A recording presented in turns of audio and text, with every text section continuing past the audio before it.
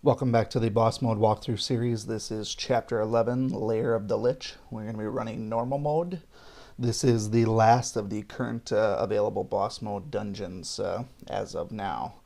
So this first run is actually going to be what I consider to be a speed run. Remember from other videos, a speed run does not necessarily mean any one particular team. It's just one that can usually run through the dungeon pretty quickly with moderate mechanics. In this case here, it's going to be pretty much most of the energy team.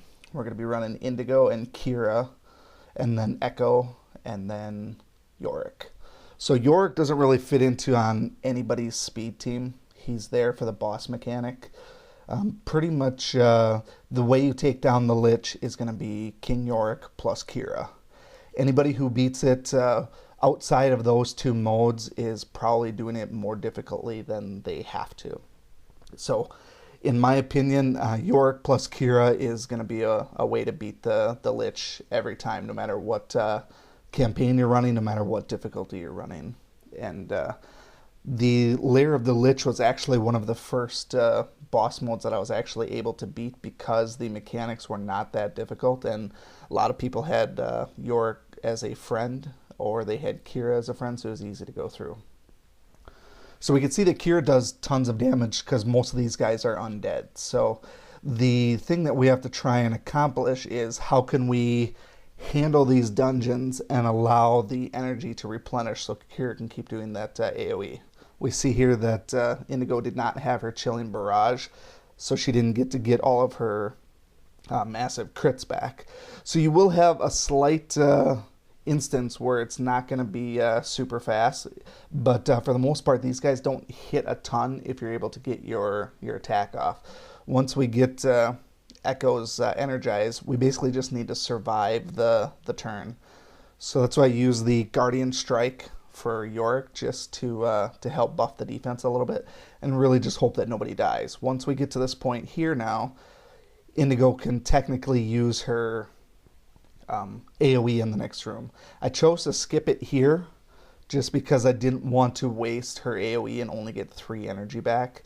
I felt like no matter what I did here, I'd be able to clear this room without too much trouble, and then make it into the next one.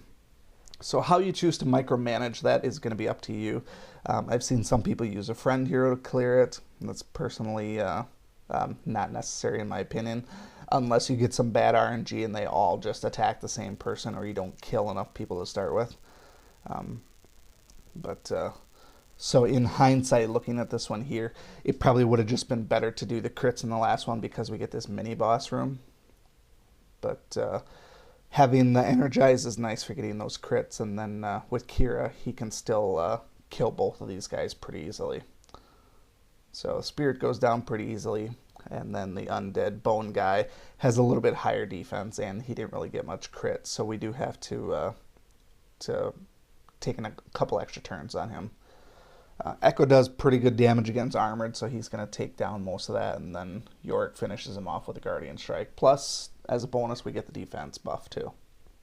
So overall, the stage itself can be beaten with a number of different teams. You don't have to have this particular team. Like I said, this one doesn't flow as smoothly as some of the energy-based teams because Kira does all the killing before you get to Echo. So it can be a little bit difficult to micromanage a little bit, but I use the energy-based component just to clear through these first couple of rooms here. It's not a long dungeon, so you don't need to redo it multiple times.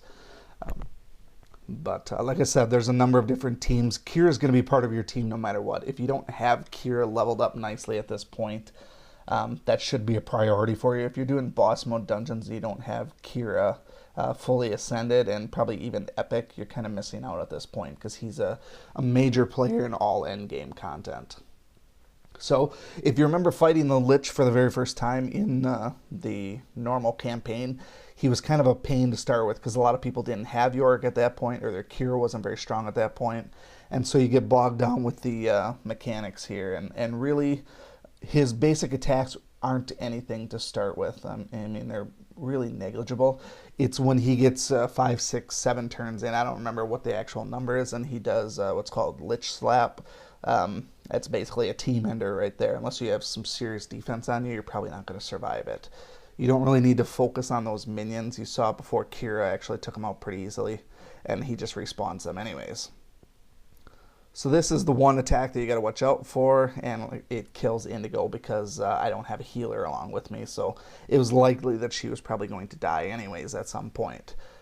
In terms of getting the 3-star, I could have rezzed her, but it's a waste of my revive potion here. So you get the concept, Yorick plus Kira, and he basically gets one shot. So, and that's you're going to find that to be the case for pretty much every iteration of the Lich that you run into. Yorick plus Kira is pretty much instant death for him.